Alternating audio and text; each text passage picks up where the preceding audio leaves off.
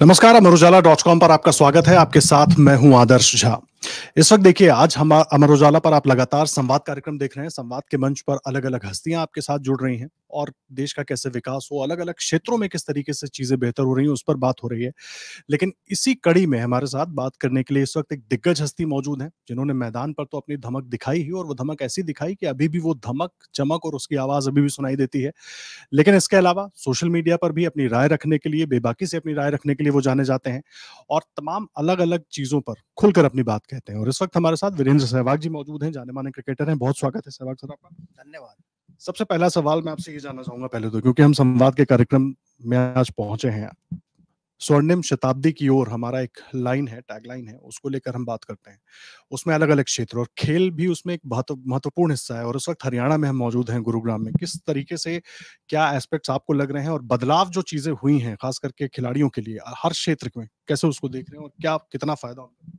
हरियाणा तो गढ़ है ओलंपिक मेडल्स का, और यहाँ से आप जितने भी एथलीट निकलते हैं वो ओलंपिक में मेडल लेके आते हैं, चाहे वो रेसलर हो, शूटर हो या बॉक्सर हो। तो हरियाणा का तो नाम रोशन उनके एथलीट्स ने किया है, और हरियाणा ने बहुत सारी फैसिलिटीज़ भी दी है। बहुत, अगर मैं अपनी ही बात करूँ तो मुझे भूपेंद्र सिंह हुड्डा ने बुला कर लैंड दिया कि आप यहाँ पर क्रिकेट अकेडमी खोलिए, स्कूल खोलिए, जहाँ आप बच्चों को पढ़ा सके, क्रिकेट सिखा सके। तो ऐसी बहुत सारी सुविधाएं दी हैं हरियाणा सरकार ने एथलीट्स को। तो इसलिए हरियाणा में जो भी खिलाड़ी है वो भरता है तो वो यही सोचता है कि या तो अपने देश का नाम रोशन करे, ओलंपिक में मेडल लाए या कॉमनवेल्थ में मेडल लाए, ताकि उसे सरकार से और बेनिफिट मिले। तो हरियाणा इसमें नंबर 1 है।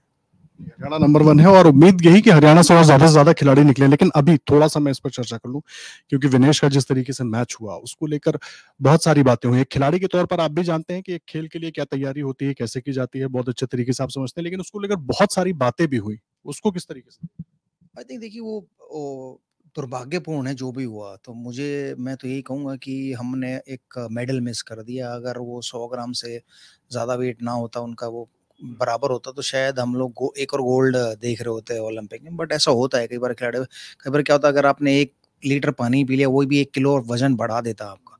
तो कहीं न कहीं वो थोड़ी चूक हुई थी, बट हम तो फिर भी खुश हैं, क्योंकि वो हमारे लिए हमेशा हीरो ही रहेंगी। भले उन्हें मेडल मिला या ना मिला, बट लोगों को क्या है, उनका कहना है, क्योंकि जो एथलीट पिछले 4 साल में इतनी मेहनत करके विनेश फोगाट गई है, वो किसी ने नहीं देखा है। सिर्फ उनका वो ये कहा है कि उन्होंने ये कर दिया, वो कर दिया। वो गलत बात है। हमें तो खिलाड़ियों का प्रोत्साहन बढ़ाना चाहिए, उनका प्रोत्साहन गिराना नहीं चाहिए। तो मुझे ऐसा लगता है कि हो सकता है आने वाले अगले अगले इवेंट्स में वो और बेहतर करे और मेडल लेके आए भारत के लिए। बात आप कह रहे हैं। अच्छा, एक चीज़, आपका 90 छक्कों का रिकॉर्ड है, और बहुत जल्दी सितंबर में सीरीज जब शुरू होगी, और रोहित शर्मा से काफी उम्मीदें लग रही हैं कि शायद 84 के आसपास वो हैं, तो आप क्या उम्मीद कर रहे हैं और कैसे देख रहे हैं? मैं तो चाहूँगा पहले मैच में ही तोड़ दें मेरा 90 छक्कों का रिकॉर्ड, और रिकॉर्ड तो बनते ही टूटने के लिए है। तो मुझे पता भी नहीं था कि मैंने इतने छक्के मारे हों टेस्ट क्रिकेट में 90। तो अच्छी बात है, अगर वो तोड़ते तो और अच्छी बात है कि वो मुझसे ऊपर निकल जाएँगे, क्योंकि फिर उनका नाम आएगा, फिर उनके उनके छक्कों का रिकॉर्ड कोई और तोड़ेगा, शायद आने वाले टाइम में ऋषभ पंत हो।